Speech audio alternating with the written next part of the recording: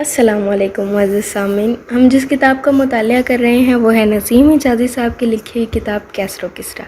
Recording پسند آنے کی صورت میں ویڈیو کو لائک کریں، چینل کو سبسکرائب کریں اور بیل آئیکن کو دبانا نہ بھولیے گا تاکہ مزید آنے والی ریکارڈنگز بھی آپ سن سکیں۔ تو چلیے شروع کرتے ہیں کیسر و کسریٰ کا 9واں باب۔ سمیرا وہاں نہ تھی۔ عاصم ادھر ادھر دیکھنے کے بعد کھجوروں کے درمیان ایک خالی جگہ پر بیٹھ گیا۔ 14ویں رات کی چاندنی نخلستان میں ایک دل فریب سما پیدا کر رہی تھی۔ کچھ دیر انتظار کرنے کے بعد وہ اٹھا اور بے چینی کی حالت میں ادھر ادھر ٹہلنے لگا۔ گزشتہ دن بھر کے واقعات سے اس کی روح مخمل ہو چکی تھی۔ وہ کئی گھنٹے ایک اذیت ناک کشمکش میں مبتلا رہنے کے بعد یہاں پہنچا تھا۔ وہ یہ فیصلہ کر چکا تھا کہ سمیرا سے اس کی یہ آخری ملاقات ہوگی۔ وہ یہ بھی جانتا تھا کہ اس ملاقات کے بعد اس کی زندگی کی تلخیوں میں مزید اضافہ ہو جائے گا، لیکن اس کے باوجود سمیرا کو دیکھنے اور اس سے باتیں کرنے کے تصور سے اسے ایک تسکین سی محسوس ہوئی۔ لیکن اب وہ یہاں نہ تھی اور عاصم سوچ رہا تھا شاید وہ نہ آ سکے۔ نہیں، وہ ادھر ضرور آئے گی۔ میں وقت سے پہلے آ گیا ہوں، ابھی آدھی رات نہیں ہوئی، لیکن اس ستارے کو نمودار ہوئے خاصی دیر ہو چکی ہے۔ وہ یقیناً کسی مجبوری کے باعث رک گئی ہے۔ اب وہ کل آئے گی اور مجھے 8 پہر اور انتظار کرنا پڑے گا۔ ہو سکتا ہے وہ کل بھی نہ آئے، کسی مجبوری کے سبب وہ کئی اور دن گھر سے نہ نکل سکے اور میں اسے یہ بھی نہ بتا سکوں کہ میں جا رہا ہوں۔ عاصم کو اپنے دل کا بوجھ ناقابل برداشت محسوس ہونے لگا۔ اچانک قدرت نے اپنی تمام رنگینیاں اس کی نگاہوں کے سامنے بکھیر دی اور اس کا دل دھڑکنے لگا۔ سمیرا آ رہی تھی۔ عاصم درختوں کے سائے سے نکلا اور چاند کی روشنی میں بازو پھیلا کر کھڑا ہو گیا۔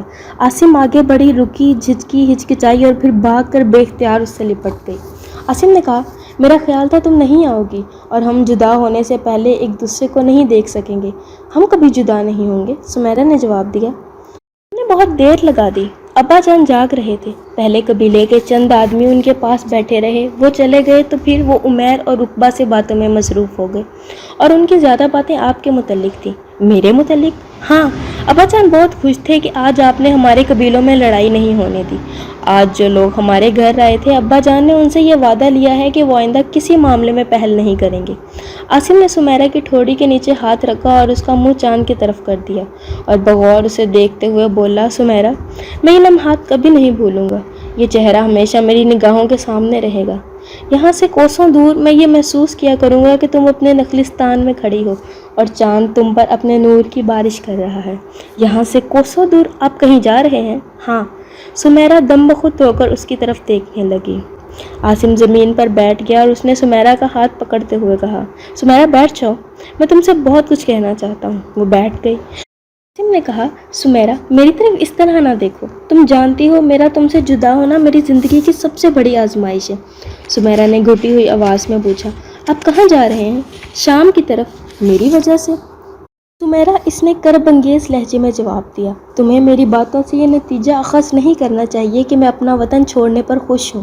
اگر مستقبل کی بھیانک تاریکیاں صرف میرے لیے ہوتی یا میری غلطیوں کے نتائج صرف میری ذات تک محدود رہ سکتے تو میں بدترین حالات میں بھی یہیں ٹھہرنا پسند کرتا، لیکن میں تمہیں اپنی سیاہ بختی میں حصہ دار نہیں بناؤں گا۔ میں آپ کے ساتھ چلی جاؤں گی، سمیرا نے فیصلہ کن انداز میں کہا۔ نہیں سمیرا، تمہارے پاؤں پھولوں کی سیج پر چلنے کے لیے بنائے گئے ہیں، میرے راستوں میں انگاروں کے سوا اور کچھ نہیں۔ تم چاندنی راتوں میں مسکرانے کے لیے پیدا ہوئی ہو اور میرے ساتھ تمہیں ہولناک تاریکیوں میں ٹھوکریں کھانی پڑیں گی۔ یثرب کی زمین مجھ پر تنگ ہو چکی ہے اور یہاں سے جانے کے بعد میرا کوئی گھر، کوئی وطن نہیں ہوگا۔ میرے لیے یہاں سب کچھ ہے، میں تم سے اتنی بڑی قربانی کا مطالبہ نہیں کر سکتا۔ جب تم ٹھنڈے دل سے یہ سوچو گی کہ تمہارے باپ اور بھائیوں پر کیا گزرے گی اور تمہارے خاندان اور قبیلے کے لوگ کیا کہیں گے تو تمہارے احساسات مختلف ہوں گے۔ وہ بولی، عاصم، اگر تمہیں صرف میرے مصائب کا خیال ہے تو میں اسی وقت تمہارے ساتھ چلنے کو تیار ہوں۔ میں تم سے یہ نہیں پوچھوں گی تم کہاں جا رہے ہو، میں تم سے راستے کی مصیبتوں اور دشواریوں کی شکایت نہیں کروں گی، مجھے آگ کے انگاروں کی آنچ محسوس نہیں ہوگی، میں صرف یہ جانتی ہوں کہ تمہارے بغیر میں زندہ نہیں رہ سکوں گی۔ سمیرا پر امید ہو کر مسکرا رہی تھی اور ساتھ ہی اس کی بڑی بڑی سیاہ آنکھوں سے آنسو ٹپک رہے تھے۔ عاصم کا دل پھٹا جا رہا تھا۔ اس نے اپنی رہی سہی قوت بروئے کار لاتے ہوئے کہا، سمیرا، ممکن ہے تم یہ سب کچھ برداشت کر لو، لیکن ایک بات تم برداشت نہیں کر سکو گی۔ تم یہ برداشت نہیں کر سکو گی کہ میرے قبیلے کا ہر بچہ اور بوڑھا تمہارے باپ اور بھائیوں کا مذاق اڑائے اور خود تمہارا قبیلہ ان کے ساتھ ایسا سلوک کرے کہ ان کے لیے سر اٹھا کر چلنا مشکل ہو جائے۔ سمیرا، اوس اور خزرج کی جنگ ختم ہونے کے امکانات پیدا ہو چلے ہیں، اور میں یہ محسوس کرتا ہوں کہ تمہارے بھائی کی جان بچا کر میں نے اہل یثرب کے لیے کوئی اچھا کام کیا ہے۔ اب میں انہیں یہ احساس دلانا نہیں چاہتا کہ میں نے نیکی کے پردے میں تمہارے باپ اور بھائیوں سے بدترین انتقام لیا ہے۔ اگر ہم نے ہمت سے کام نہ لیا تو اس کا نتیجہ یہ ہوگا کہ اوس اور خزرج پھر تلواریں نکال لیں گے۔ تم سے محبت کرتا ہوں سمیرا، تمہارے بغیر زندگی کا تصور مجھے ایک مذاق معلوم ہوتا ہے، لیکن کیا تم یہ پسند کرو گی کہ میری محبت اوس اور خزرج کے لیے ایک نئی تباہی کا باعث بن جائے؟ تم یہ برداشت کر لو گی کہ ہمارے خاندان ہماری وجہ سے ایک دوسرے کا گلا کاٹنے لگے؟ سمیرا جواب دینے کی بجائے اپنا چہرہ دونوں ہاتھوں میں چھپا کر سسکیاں لینے لگی۔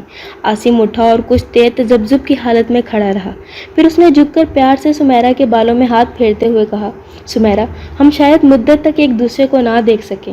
حوصلے سے کام لو اور میرے لیے یہ لمحات اور زیادہ اذیت ناک بنانے کی کوشش نہ کرو۔ اگر میں اپنا دل چیر کر دکھا سکتا تو تمہیں یہ شکایت نہ ہوتی کہ میں خوشی سے جا رہا ہوں۔ سمیرا اٹھی اور اپنے آنسو صاف کرتے ہوئے بولی، مجھے آپ سے کوئی شکایت نہیں، لیکن آپ کو یہ بتانے کے لیے یہاں آنے کی ضرورت نہ تھی کہ آپ جا رہے ہیں۔ عاصم نے کہا، مجھے معلوم تھا کہ یہ مرحلہ ہم دونوں کے لیے یکساں تکلیف دہ ہوگا، لیکن مجھے ڈر تھا کہ اگر میں تمہیں دیکھے بغیر چلا گیا تو تم شاید مجھے بے وفا سمجھ کر مجھ سے نفرت کرنے لگو، اور پردیس میں یہ بات میرے لیے ناقابل برداشت ہوتی کہ میری سمیرا، جسے میں ہر سانس کے ساتھ یاد کرتا ہوں، مجھ سے روٹھ گئی ہے۔ میں اس امید پر باہر جا رہا ہوں کہ جب واپس آؤں گا تو یثرب کے حالات بدل چکے ہوں گے، اوس اور خزرج کے پرانے زخم مندمل ہو چکے ہوں گے، اور پھر جب میں تمہارے باپ کے پاؤں پر گر کر یہ کہوں گا کہ میں سمیرا کے بغیر زندہ نہیں رہ سکتا تو وہ اسے ایک گالی نہیں سمجھیں گے۔ سمیرا نے پر امید ہو کر کہا، آپ یہاں رہ کر حالات کی تبدیلی کا انتظار نہیں کر سکتے؟ نہیں سمیرا، میں یہاں نہیں رہ سکتا، یہ ہم دونوں کے لیے ایک بہت بڑی آزمائش ہوگی۔ یہ ناممکن ہے کہ میں یہاں رہوں اور تمہیں دیکھنے کی کوشش نہ کروں، اور یہ بھی ناممکن ہے کہ ہماری محبت دیر تک لوگوں کی نگاہوں سے پوشیدہ رہ سکے۔ پھر اپنے قبیلے سے میرے تعلقات اتنے بگڑ چکے ہیں کہ اب میں یہاں نہیں رہ سکتا۔ سمیرا کے آنسو تھم چکے تھے اور وہ اب اپنے دل میں کرب و اضطراب کی بجائے ایک ہلکا سا سکون محسوس کر رہی تھی، ایک ایسا سکون جو کسی زخم خودہ سپاہی کو اپنے ہتھیار پھینکنے پر مجبور کر دیتا ہے۔ عاصم نے اپنے دل میں ایک اطمینان محسوس کرتے ہوئے کہا، چلو میں تمہیں گھر کے دروازے تک چھوڑ آتا ہوں۔ نہیں، اس نے ڈوبتی ہوئی آواز میں جواب دیا، اب چاہیے، میری فکر نہ کیجیے گا، میں اپنے گھر کا راستہ نہیں بھول سکتی۔ سمیرا کی آنکھوں میں دوبارہ آنسو چھلکنے لگے۔ عاصم چند ثانیے بے حس و حرکت کھڑا رہا اور پھر اچانک وہاں سے چل دیا۔ چند قدم اٹھانے کے بعد وہ رکا اور مڑ کر سمیرا کی طرف دیکھنے لگا۔ سمیرا نے جلدی سے منہ پھیر لیا، وہ رو رہی تھی۔ عاصم کو اس کی سسکیاں سنائی دے رہی تھی اور اس کا دل پسا جا رہا تھا۔ اب جاتے کیوں نہیں؟ سمیرا نے جھنجھلا کر کہا۔ اس کی آواز میں تلخی اور غصے سے زیادہ ایک بے بس کی التجائیں اور فریادیں تھیں، اور عاصم نے یہ محسوس کر لیا کہ اگر وہ چند اور لمحے یہاں ٹھہرا تو اس کے عزائم کے تمام قلعے منہدم ہو جائیں گے۔ دوبارہ مڑا، لیکن پہلا قدم اٹھاتے ہی اسے ایک باروب آواز سنائی دی، ٹھہرو۔ عاصم چونک کر ادھر ادھر دیکھنے لگا۔ دائیں طرف درختوں کی اوٹ سے کوئی نمودار ہوا۔ عاصم نے جلدی سے اپنی تلوار نکال لی۔ عاصم، بھاگ جاؤ، سمیرا یہ کہہ کر آگے بڑھی اور عاصم کا بازو پکڑ کر اسے ایک طرف دھکیلنے لگی۔ عاصم کو بھاگنے کی ضرورت نہیں، ادی نے آگے بڑھتے ہوئے کہا۔ سمیرا عاصم کو چھوڑ کر ادی کی طرف بڑھی اور اس کا بازو پکڑ کر چلانے لگی، ابا جان، یہ بے قصور ہے، یہ صرف چھوڑ کر کہیں جا رہا ہے، یہ اس لیے جا رہا ہے کہ اسے آپ کی عزت کا پاس تھا، اسے یہ گوارا نہ تھا کہ لوگ آپ کو تانے دیں۔ ادی نے کہا، سمیرا یہاں شور نہ مچاؤ، جاؤ، میں اس سے چند باتیں کرنا چاہتا ہوں۔ عاصم حیران تھا کہ اس کی آواز میں معمولی تلخی بھی نہ تھی۔ ابا جان، آپ انہیں کچھ نہ کہیں، یہ آپ کے دشمن نہیں ہیں۔ بے وقوف، تم خاموش رہو، میں خالی ہاتھ ہوں۔ ادی نے اسے ایک طرف دھکیل دیا اور آگے بڑھ کر عاصم کے ساتھ کھڑا ہو گیا۔ وہ کچھ دیر خاموشی سے ایک دوسرے کی طرف دیکھتے رہے۔ بالآخر ادی نے کہا، تم اپنی تلوار نیام میں ڈال سکتے ہو، تمہیں عقب سے کسی حملے کا خطرہ نہیں، میرے آدمی سو رہے ہیں۔ عاصم نے قدرے نادم ہو کر تلوار نیام میں کر لی۔ میں تمہاری باتیں سن چکا ہوں، اب مجھے تم سے کچھ کہنا ہے، میرے ساتھ آؤ۔ ادی یہ کہہ کر مڑا، لیکن عاصم اپنی جگہ سے نہ ہلا۔ ادی نے چند قدم اٹھانے کے بعد مڑ کر اس کی طرف دیکھا اور کہا، تم ایک بوڑھے آدمی سے ڈرتے ہو؟ आसिम कोई जवाब दिए बगैर आगे बढ़ गया। उसके साथ हो लिया। सुमेरा जो चंद कदम के फासले पर परेशान हालत में खड़ी थी, भागकर दरख्तों में गायब हो गई। अधी नखलिस्तान अबूल करके अपने घर की दीवार के सामने सूखी घास के एक ढेर के करीब रुका। उसने थोड़ी सी घास उठाकर ज़मीन पर बिछाते हुए कहा, मेरे ख्याल में हम यहीं बैठ जाते हैं। इस वक्त अंदर जाकर सोने वालों को जगाना मुनासिब नहीं। तुम्हें सर्दी तो महसूस नहीं होती? नहीं। वो एक दूसरे के करीब बैठ गए। अधी का तर्ज अमल हर आन आसिम की परेशानी और इज़्तिराब में इजाफा कर रहा था। सुमेरा को कब से जानते हो? अधी ने उसके चेहरे पर नजरें गाड़ते हुए पूछा। आसिम ने जवाब दिया, मुझे अंदेशा है कि मेरी कोई बात आपको मुतमईन नहीं कर सकेगी, लेकिन अगर आपके दिल में सुमेरा के मुतल्लिक कुछ शुबहात पैदा हो गए हैं तो मैं आपको यकीन दिलाता हूँ कि उसने ऐसी कोई बात नहीं की जो आपके लिए शर्मिंदगी का बास हो। अधी बोला, तुम्हें सुमेरा की सफाई पेश करने की ज़रूरत नहीं, मैं उसे अच्छी तरह जानता हूँ। तुम्हें ये भी नहीं समझना चाहिए कि मैंने कभी उसकी रखवाली की ज़रूरत महसूस की है। ये महज इत्तेफाक था, जब वो दबे पांव बाहर निकल रही थी तो मैं जाग रहा था और उसके कमरे की दरवाजे की चिड़चिड़ाहट ने मुझे उठकर सेहन में झांकने पर मजबूर कर दिया था। मुझे सिर्फ इस बात से तशवीश हुई थी कि सेहन में चंद कदम रुक रुक कर चलने के बाद उसने भागना क्यों शुरू कर दिया था। अगर मैं दिल पर जबर करके तुम्हारी बातें ना सुनता तो शायद हमारी ये मुलाकात इस कदर खुशगवार ना होती, लेकिन तुमने मेरे सवाल का जवाब नहीं दिया। मैंने पूछा था कि तुम कब से एक दूसरे को जानते हो? आसिम ने जवाब दिया, मैंने उसे पहली मर्तबा उस रात देखा था जब मैं उमैर को आपके घर पहुंचाने आया था। और अब तुम यसरब छोड़कर जा रहे हो? हाँ, तुम इसलिए जा रहे हो कि सुमेरा मेरी बेटी है और तुम्हें यहाँ रहने से मेरे ख़ानदान की रुसवाई का ख़तरा है? हाँ, लेकिन मेरे जाने की और भी वजूहात हैं, वो मैं सब कुछ सुन चुका हूँ और मुझे अफसोस है कि मेरे पास तुम्हारी मुश्किलात का कोई हल नहीं। लेकिन फ़र्ज़ करो अगर सुमेरा मेरी बेटी ना होती तो तुम क्या करते? मैं आपका मतलब नहीं समझा। मेरा मतलब ये है कि अगर सुमेरा खजरज की बजाय किसी और कबीले की लड़की होती तो तुम्हारा तर्ज अमल क्या होता? मुझे मालूम नहीं, लेकिन मौजूदा हालात में मैं किसी को भी अपने मसाइब में हिस्सेदार बनाना पसंद नहीं करता। अगर सुमेरा के बाप को अपने कबीले की मलामत का खौफ ना होता और वो खुशी से उसे तुम्हारे साथ जाने की इजाज़त दे देता, तो अगर ये मुमकिन होता तो मैं सुमेरा के बाप को समझाता कि इस वक्त मेरा तन्हा जाना ज़रूरी है, लेकिन मैं जल्द वापस आऊँगा और ये भी हो सकता है मैं अपना इरादा तब्दील कर देता, लेकिन ये मुमकिन नहीं। मुझे सुमेरा के बाप की मजबूरियों का इल्म है। अभी कुछ देर सर झुकाए एक गहरी सोच में डूबा रहा। बलाखिर उसने आसिम की तरफ देखा और कहा, मैं तुम्हें अपनी ज़िंदगी का एक अहम वाक़या सुनाना चाहता हूँ और मुझे यकीन है कि ये वाक़या तुम्हारे लिए दिलचस्पी से खाली ना होगा। आज से कोई 16 साल पहले मैं ताजरों के एक काफ़िले के साथ दमिश्क जा रहा था। कनाना का एक शख्स जिसका नाम हारिस था इस सफ़र में मेरे साथ था। हम बहुत जल्द एक दूसरे के दोस्त बन गए। जब हम वापस पहुंचे तो अकाज़ का मेला शुरू होने वाला था और यसरब से कई आदमी वहां जाने की तैयारी कर रहे थे।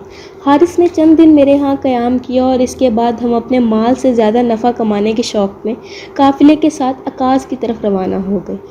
भारत के अलावा अकाज़ जाने की एक वजह यह भी थी कि मेरे शाम जाने से पहले मेरी बीवी उम्मीद से थी और मैं उसे उसके वालिदैन के हाथ छोड़ आया था।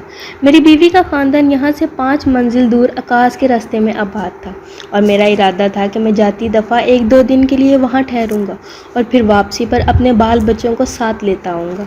ससुराल पहुँचकर मुझे मालूम हुआ कि मेरे पीछे जो लड़की पैदा हुई थी वो 3 माह की होकर फौत हो गई थी और मेरी बीवी को इसका बहुत सदमा था कि मैं उसे देख ना सका और वो बार बार कहती थी कि मेरी बेटी बहुत खूबसूरत थी और उस कबीले की औरतें उसे दूर दूर से देखने आया करती थी। मेरी सास और मेरी बीवी की बहनें भी उसकी बहुत तारीफ़ करती थी, लेकिन हारिस और मेरे दूसरे साथी मुझे मुबारकबाद देते थे कि अल्लाह ने मुझे एक लड़की का बाप बनने की रुसवाई से बचा लिया। हारिस कहता था, तुम बहुत खुशकिस्मत हो, मैं यके बाद दीगरे अपनी 2 लड़कियों को ज़िंदा दफन कर चुका हूँ।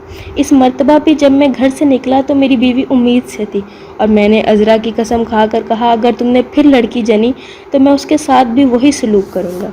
अकाज़ के मेले से फारिग होकर मैं वापस आना चाहता था, लेकिन हारिस की बस्ती वहाँ से 2 मंजिल के फासले पर थी और वो मुझे चंद दिन अपने पास ठहराने पर मुसर था।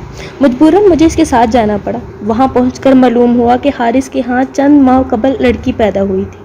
ये खबर सुनने के बाद हारिस की ये हालत थी कि वो अपने खैमे में कदम रखने तक का रवादार न था। मैंने उसे तसल्ली देने की कोशिश की, लेकिन उस पर मेरी बातों का कोई असर ना हुआ। वो बार बार ये कहता था, मैं अपने घर में सांप पाल सकता हूँ, लेकिन एक लड़की का बाग कहलाने की जिल्लत बर्दाश्त नहीं कर सकता। अपनी बीवी के सामने अज़रा की कसम खाई थी कि मैं लड़की को ज़िंदा दफन कर दूंगा। अगर वो चाहती तो पैदा होते ही उसका गला घोंटकर मुझे इस इम्तिहान से बचा सकती थी। अब वो 4 महीने की हो चुकी है, लेकिन मैं अपनी कसम पूरी करके रहूँगा। गर्मियों के दिन थे और हम रात के वक्त बाहर खुली हवा में बैठे थे। हारिस ने शराब का एक मटका मंगवा कर मेरे सामने रख दिया। मैंने उसके इसरार से तेज़ शराब के चंद घूंट पी लिए, लेकिन हारिस बेतहाशा पी चुका था। नशे में चूर होकर वो देर तक मुझसे बहकी बहकी बातें करते रहा। मुझ पर नींद का गलबा हो रहा था और मैं अपने बिस्तर में लेट गया। आधी रात के करीब गहरी नींद में मुझे कुछ शोर सुनाई दिया। मैंने बदहवास होकर इधर उधर देखा तो हारिस वहाँ ना था। खैमे से किसी औरत के रोने की आवाज़ आ रही थी। मैं उठकर भागता हुआ खैमे की तरफ गया और करीब पहुंचकर हारिस को आवाज़ देने लगा। हारिस की बीवी रोती और अपने सर के बाल नोचती हुई बाहर निकली और उसने कहा, वो चला गया है, वो मेरी बेटी को लेकर चला गया है। मैं तुम्हें अज़रा का वास्ता देती हूँ कि मेरी बेटी को बचा लो, ये मेरी तीसरी बच्ची है। आज ख़ानदान के किसी आदमी ने मेरी मदद ना की। वो सब जानते थे कि हारिस उसे ज़िंदा ज़मीन में गाड़ने को जा रहा है, लेकिन कोई मेरी चीखें सुनकर अपने घर से बाहर नहीं आया। मैंने उससे पूछा, हारिस किस तरफ गया है, और उसने एक सिमत इशारा कर दिया। मैं कुछ कहे बगैर उस तरफ भागा। देर बाद मुझे बस्ती से कुछ दूर एक बच्चे के बिलकने की आवाज़ सुनाई दी। मैं दौड़ता हुआ इसकी तरफ गया। हारिस अपनी बेटी को ज़मीन पर लेटाकर गड्ढा खोद रहा था और वो मुझे अपनी तरफ आता देखकर खड़ा हो गया और बरहम होकर बोला, तुम यहाँ क्यों आए हो? मैंने जवाब दिया, हारिस, मैं तुम्हारी मदद करना चाहता हूँ। उसने कहा, कब्र खोदने के लिए मुझे तुम्हारी मदद की ज़रूरत नहीं।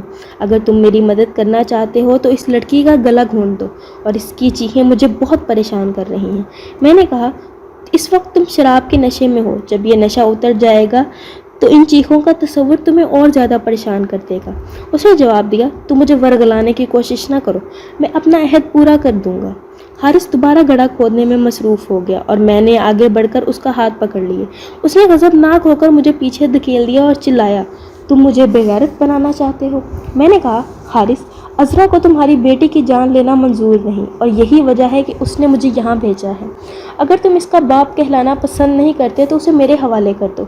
मेरी बीवी उसे अपनी बेटी की तरह पालेगी। मैं किसी पर यह जाहिर नहीं करूँगा कि ये तुम्हारी बेटी है, और कोई तुम्हें ताना नहीं देगा। हारिस गज़बनाक होकर चिल्लाया, नहीं नहीं नहीं, ये नहीं हो सकता। और फिर उसने अचानक आगे बढ़कर लड़की पर चिपटने की कोशिश की, लेकिन मैंने उसका रास्ता रोक लिया और हम दोनों गुत्थम गुत्था हो गए। वो नशे में था, इसलिए मैंने जल्द ही उस पर काबू पा लिया। ये एक अजीब इत्तेफाक था कि हमारी कुश्ती के दौरान में वो लड़की रोते रोते अचानक खामोश हो गई थी। मैंने देर तक हारिस को दबोचे रखा और इत्मीनान से उसकी बदकलामी सुनता रहा, यहाँ तक कि उसका जोश ठंडा पड़ने लगा। बल आखिर उसने कहा, अदी, मेरे कबीले के किसी आदमी को मेरे सामने आने की ज़रूरत न थी, लेकिन तुम मेरे मेहमान हो। कहा, मैं तुम्हारा दोस्त हूँ और मुझे यकीन है अगर तुम नशे में ना होते तो हमारे दरमियान लड़ाई और हाथापाई की नौबत ही ना आती। तुम नहीं जानते कि तुम इस वक्त क्या कर रहे हो। वो बोला, मुझे छोड़ दो। मैंने जवाब दिया, लेकिन पहले ये वादा करो कि तुम इस मासूम बच्ची पर हाथ नहीं उठाओगे। इसने कहा, अगर मैं ये वादा ना करूँ तो? मैंने जवाब दिया, तो मैं तुम्हें अज़रा की कसम खाकर कहता हूँ कि मैं इसी तरह तुम्हारे सीने पर बैठा रहूँगा। मुझे यकीन है कि सुबह तुम्हारे कबीले के आदमी यहाँ जमा हो जाएंगे, लेकिन मुझे इस बात की परवाह न होगी वो मेरे साथ क्या सलूक करते हैं। इसने कहा, तुम इस लड़की को बचाने की कोशिश में मेरे कबीले के लोगों के हाथों कत्ल होना पसंद करोगे? मैंने जवाब दिया, हाँ, मैं इस लड़की को बचाने की कसम खा चुका हूँ। हारिस कुछ देर खामोश रहने के बाद बोला, क्या ये हो सकता है कि अज़रा ने इस लड़की को बचाने के लिए तुम्हें यहाँ भेज दिया हो? मैंने जवाब दिया, मुझे यकीन है कि अज़रा को इसकी जान बचाना मंजूर नहीं। वो बोला, लोग मुझे बुज़दिल और बेगैरती का ताना देंगे। मैंने जवाब दिया, किसी को मालूम ना होगा कि ये लड़की ज़िंदा है। मैं अभी यहाँ से रवाना हो जाऊँगा। आहनी अज़्म का मालिक होने के बावजूद हारिस एक इंसान था। थोड़ी देर बाद उसके तर्ज अमल में एक गैर मामूली तब्दीली आ चुकी थी। उसने कहा, अगर मैं इस लड़की को तुम्हारे साथ भेज दूँ तो तुम्हारे घर में इसकी हैसियत क्या होगी? मैंने जवाब दिया, मैं इसे हमेशा अपनी बेटी समझूंगा, और अगर तुम्हें यकीन नहीं आता तो मैं हल्फ उठाने को तैयार हूँ। तुम्हें मालूम है कि मेरी बच्ची मर चुकी है। मैं जब अपनी बीवी को उसके मायके से अपने घर ले जाऊँगा तो हम अपने करीबी अजीज़ों को भी ये शुबा नहीं होने देंगे कि हम किसी और की लड़की उठा लाए हैं। कुछ देर झुगड़ने के बाद उसने हार मान ली और मैंने उसे छोड़ते हुए कहा, तुम घर जाकर मेरा घोड़ा ले आओ, मैं यहीं ठहरता हूँ। जब वो उठकर जाने लगा तो मैंने कहा, अगर तुम अपनी बीवी को ये बता सको कि उसकी बेटी ज़िंदा है तो अच्छी बात होगी। वो जवाब दिए बगैर चला गया। वो मेरा घोड़ा लेकर आया तो उसकी बीवी उसके साथ थी। اس نے کہا اسے میری باتوں پر یقین نہیں آتا، اس لیے میں اسے ساتھ لے آیا ہوں۔ حارث کی بیوی اپنی بیٹی سے ہمیشہ کے لیے جدا ہونے کے باوجود اس بات پر مطمئن تھی کہ اس کی جان بچ گئی۔ اس نے آگے بڑھ کر میری طرف احسان مندانہ نگاہوں سے دیکھا اور لڑکی کو میرے ہاتھوں سے لیتے ہوئے کہا، اگر آپ اجازت دیں تو میں اسے دودھ پلا دوں، یہ بھوکی ہوگی۔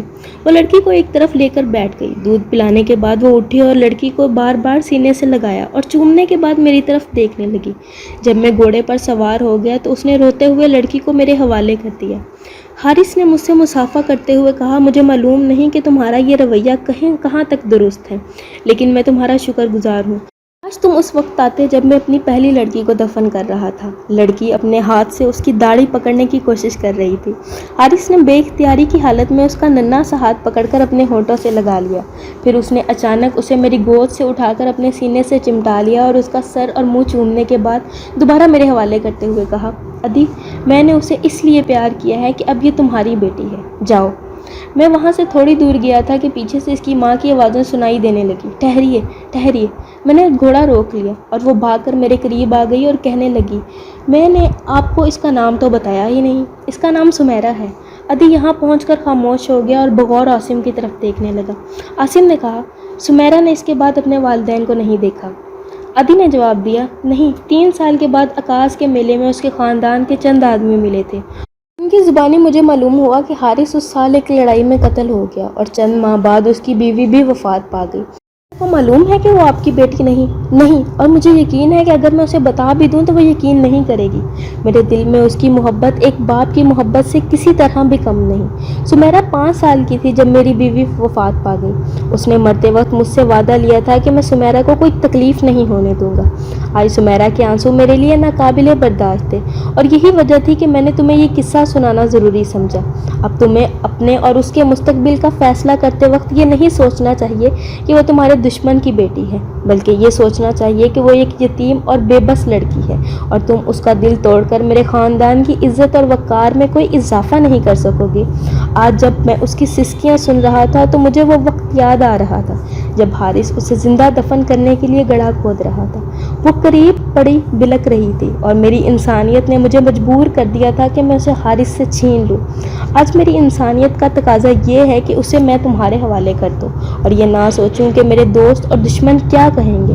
حارث کے نزدیک ایک بیٹی کا باپ کہلانا بے غیرتی اور بے عزتی کے مترادف تھا، اس لیے وہ سمیرہ کو زندہ دفن کرنا چاہتا تھا۔ جب میں نے اس کے دل میں شفقت کے ایک دبے ہوئے شعور کو بیدار کیا تو اس نے اپنے سابقہ عقیدے سے انحراف کر کے سمیرہ کو میرے حوالے کر دیا، اور اب تمہارے طرز عمل نے میرے سابقہ عقیدے بدل دیے ہیں۔ جب تک تم نے عمیر کی جان نہیں بچائی تھی میں یہی سمجھتا تھا کہ تمہارے قبیلے کے ساتھ لڑنا میری زندگی کی سب سے بڑی راحت ہے، اور تم نے میرے دل میں ایک ایسے احساس کو بیدار کیا ہے جو برسوں سے مر چکا تھا۔ تم نے مجھ سے انتقام لینے اور دشمن کا خون بہانے کی لذت چھین لی ہے، لیکن مجھے اس کا افسوس نہیں۔ عاصم، تم میری وجہ سے سمیرہ سے منہ پھیر کر بھاگنے کی ضرورت نہیں، اور آج اور اسی وقت میں سمیرہ کو تمہارے حوالے کرنے کے لیے تیار ہوں۔ عاصم کی آنکھوں میں آنسو چھلک رہے تھے، تشکر اور احسان مندی کے آنسو۔ اس نے کہا، میں آپ کا شکر گزار ہوں، لیکن جب آپ سمیرہ کو اپنے ساتھ لائے تھے تو کیا آپ کو یہ اطمینان تھا کہ آپ اسے خوش رکھ سکیں گے؟ آپ کو اس بات کی تسلی تھی کہ آپ کے گھر میں اسے کوئی نفرت یا حقارت سے نہیں دیکھے گا؟ لیکن میرا معاملہ اس سے مختلف ہے، میں اسے علاموں و مصائب کے سوا اور کچھ نہیں دے سکتا۔ ادی نے کہا، ایک اچھائی دوسری اچھائیوں کے لیے راستہ کھول سکتی ہے۔ تم نے ایک اچھی ابتدا کی تھی اور اس کا نتیجہ یہ ہے کہ اب یثرب کی فضا پرامن ہے۔ ہو سکتا ہے اور تھوڑے دنوں میں یہاں کے حالات بالکل تبدیل ہو جائیں، اس لیے تمہیں یہاں سے جانے کی ضرورت نہیں۔ میں عرب کے مستقبل کے متعلق بہت پر امید ہوں۔ تم نے سنا ہوگا کہ مکہ میں ایک نئے دین کا چرچا ہو رہا ہے۔ اس دین کا بانی لوگوں کو اخوت اور مساوات کا درس دے رہا ہے، اور جو لوگ اس پر ایمان لاتے ہیں وہ نسلوں اور قبیلوں کی حدود پھانگ کر آپس میں دوست اور بھائی بھائی بن جاتے ہیں۔ میں نے سنا ہے ان میں غلام اور آقا کا امتیاز بھی مٹ چکا ہے۔ قبیلہ قریش کے چند انتہائی معزز لوگ مکہ کے نبی کی صداقت پر ایمان لا چکے ہیں۔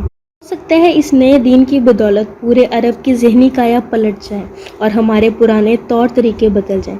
اگر حجاز میں اس دین کے قدم جم گئے تو یثرب بہت جلد اس سے متاثر ہوگا۔ ہمیں اندھیری رات میں بھٹکنے کی بجائے اپنے گھر بیٹھ کر صبح ہونے کا انتظار کرنا چاہیے۔ عاصم نے کہا، کچھ عرصے سے اس دین کے متعلق سن رہا ہوں، لیکن مجھے امید نہیں کہ اہل عرب کی جبلت بدل جائے گی۔ لوٹ مار اور قتل و غارت ان کی سرشست میں ہے، اور جس دن انہیں اس بات کا احساس ہو گیا کہ ان کی قبائلی عصبتیں مٹ رہی ہیں، وہ اس دین کے حامیوں کے خلاف تلواریں سونت کر میدان میں آ جائیں گے۔ یہاں خاندانوں اور قبیلوں کو ایک دوسرے کے خلاف بھڑکایا جا سکتا ہے، متحد نہیں کیا جا سکتا۔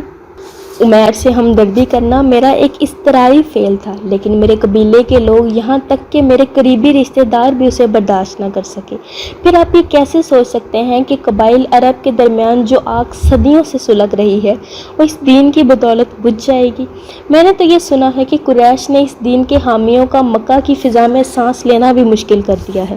بہرحال اگر آپ کی خواہش یہ ہے کہ میں یہاں سے نہ جاؤں تو میں آپ کا حکم ماننے کو تیار ہوں۔ عدی نے کہا، تم مجھے کچھ دن سوچنے کا موقع دو، ممکن ہے میں تمہاری مشکلات کا کوئی حل نکال سکوں۔ اگر میں نے دیکھا کہ تمہارا گھر میں رہنا ناممکن ہے تو عرب ایک وسیع ملک ہے، ممکن ہے میں تم دونوں کے لیے گوشہ عافیت تلاش کر سکوں۔ اب تم جا کر آرام کرو، اور آئندہ جب چاہو سیدھے راستے میرے گھر آ سکتے ہو۔ تاہم ابھی لوگوں کی نگاہوں سے بچنا ضروری ہے، اگر مجھے ضرورت پڑی تو میں کسی نہ کسی طرح پیغام بھیج دیا کروں گا۔ وہ اٹھ کر کھڑے ہو گئے۔ عدی نے اپنا ہاتھ بڑھایا اور عاصم گرم جوشی سے مصافحہ کر کے وہاں سے چل دیا۔ عدی آہستہ آہستہ قدم اٹھاتا اپنے گھر کی طرف روانہ ہوا۔ سمیرہ صحن کے دروازے سے لگی کھڑی تھی، لیکن عدی کو دیکھ کر اس نے بھاگنے کی بجائے بے اختیار رونا شروع کر دیا۔ عدی نے اس کے سر پر ہاتھ رکھتے ہوئے کہا، سمیرہ چلو، اب تمہیں رونے کی ضرورت نہیں۔ ابا جان، اس نے بڑی مشکل سے اپنی سسکیاں ضبط کرتے ہوئے کہا، مجھے یہ کیوں نہ بتایا کہ میں آپ کی بیٹی نہیں ہوں؟ عدی نے جواب دیا، سمیرہ میں نے کئی بار ارادہ کیا تھا کہ تم پر یہ ظاہر کر دوں، لیکن حوصلہ نہ ہوا۔ آج عاصم پر یہ باتیں ظاہر کرنا ضروری تھی۔ مجھے معلوم ہے آپ نے اس پر یہ باتیں اس لیے ظاہر کی ہیں کہ اگر میں آپ کی بیٹی ہوتی تو آج آپ کو شرمسار ہونا پڑتا، آپ میرا گلا گھونٹ ڈالتے۔ تم پگلی ہو، جاؤ آرام کرو۔ لیکن مجھے یقین نہیں آتا کہ میں آپ کی بیٹی نہیں ہوں، یہ ناممکن ہے۔ یہ کیسے ہو سکتا ہے کہ میں عمیر اور نعمان کی بہن نہیں ہوں؟ تم نعمان کی ماں کا دودھ پی چکی ہو سمیرہ، اور تمہیں یہ کبھی نہیں سوچنا چاہیے کہ تم میری بیٹی کے سوا کوئی اور ہو۔ چلو۔ سمیرہ اپنے آنسو پونچھتی ہوئی عدی کے ساتھ چل پڑی۔ عاصم عدی سے رخصت ہو کر باغ سے نکل رہا تھا کہ اچانک اسے سامنے کوئی 100 قدم کے فاصلے پر ایک آدمی بھاگتا ہوا دکھائی دیا۔ عاصم جلدی سے پلٹ کر ایک درخت کی آڑ میں کھڑا ہو گیا۔ باغ کے نزدیک پہنچ کر بھاگنے والے کی رفتار قدرے کم ہو گئی اور وہ مڑ مڑ کر پیچھے دیکھ رہا تھا۔ پھر عاصم کو ایک اور آدمی نظر آیا جو پوری رفتار سے پہلے آدمی کا پیچھا کر رہا تھا۔ پہلا آدمی باغ کے اندر داخل ہو کر عاصم کے بالکل قریب ایک درخت کے پیچھے چھپ کر کھڑا ہو گیا۔ پیچھے آنے والا باغ سے تھوڑی دور کے فاصلے پر رکا اور چند ثانیے توقف کے بعد اسی طرح بھاگتا ہوا واپس چلا گیا۔ جو آدمی عاصم کے قریب کھڑا تھا بری طرح ہانپ رہا تھا۔ عاصم اس کی نظروں سے بچنے کے لیے سمٹا ہوا درخت سے لگا کھڑا تھا، اور اس کے دماغ میں اس قسم کے سوالات آ رہے تھے، یہ کون ہے؟ اس کا پیچھا کرنے والا کون تھا؟ یہ اس طرف کیوں آیا؟ اگر یہ عدی کا نوکر ہے تو یہاں کیوں کھڑا ہے؟ اگر پیچھا کرنے والا اس کا دشمن تھا تو اس نے یہاں پہنچ کر کسی کو آواز کیوں نہیں دی؟ درخت کے سائے میں عاصم اسے اچھی طرح نہ دیکھ سکا، لیکن جب وہ اپنا سانس درست کرنے کے بعد باغ سے نکلنے لگا تو اس نے دیکھا کہ بھاگنے والے کا نصف چہرہ ہوا ہے۔ عاصم کو شبہ ہوا اور اس نے اچانک جست لگا کر اجنبی کی گردن دبوچ لی۔ اجنبی کے منہ سے ہلکی سی چیخ نکل گئی۔ ایک ثانیے کے بعد اس نے اپنے آپ کو چھڑانے کی کوشش کی، لیکن عاصم کی آہنی گرفت میں بے بس ہو کر رہ گیا۔ عاصم اسے دھکیلتا ہوا باغ سے باہر لے آیا۔ تم کون ہو؟ اس نے پوچھا۔ اجنبی نے کوئی جواب نہ دیا۔ بولتے کیوں نہیں؟ اجنبی کچھ دیر سکتے کے عالم میں عاصم کی طرف دیکھتا رہا اور پھر اچانک چلایا، میں بے قصور ہوں، مجھے چھوڑ دو۔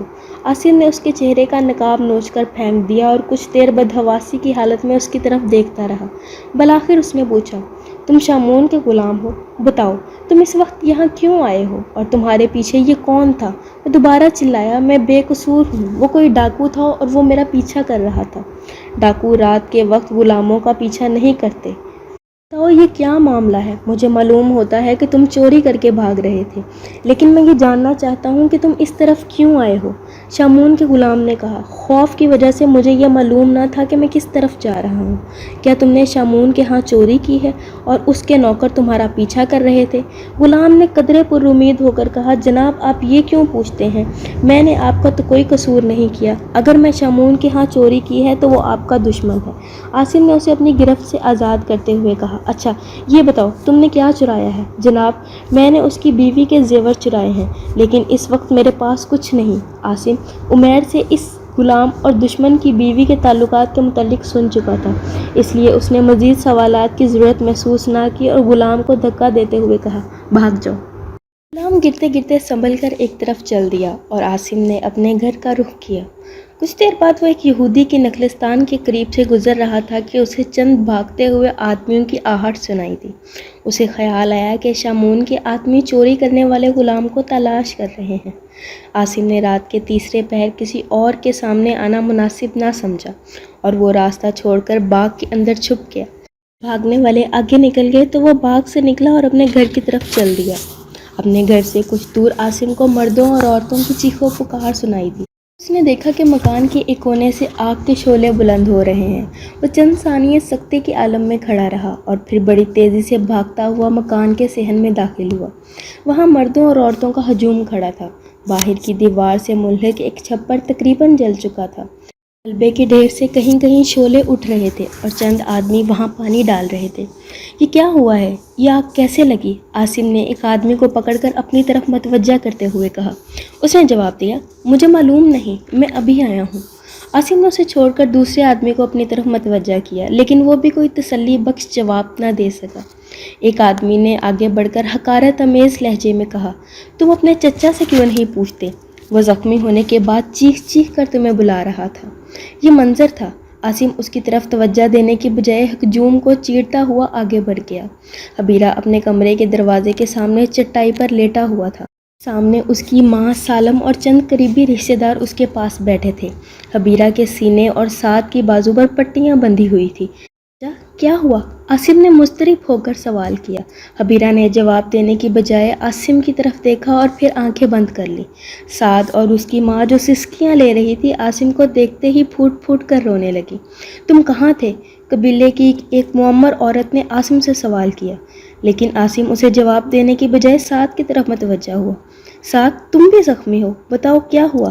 سعد نے اپنی سسکیاں ضبط کرتے ہوئے جواب دیا، کچھ نہیں بھائی جان، میرا زخم معمولی ہے، مجھے افسوس ہے کہ میں زندہ ہوں، کاش دشمن کا تیر میرے دل پر لگتا۔ منظر نے آگر بڑھ کر کہا، بیٹی ایسی باتیں نہ کرو، تمہارے امزاد کا دل بہت نرم ہے۔